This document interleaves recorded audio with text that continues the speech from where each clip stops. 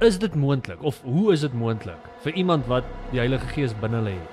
Soos die Heilige Gees lewe in jou en ons weet as ons Johannes 16 lees, die nommer 1 funksie van die Heilige Gees is om jou sonde uit te wys. Hoe is dit moontlik dat jy gevul is met die Heilige Gees, maar vir 'n jaar lank lewe jy in hierdie sonde?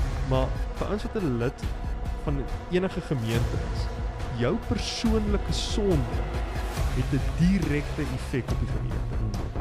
Of jy dit nou wil sê of nie, of erken of nie, jou sonde wat jy doen, het 'n invloed op die gesondheid van jou gemeente. Soos ons het dit nie.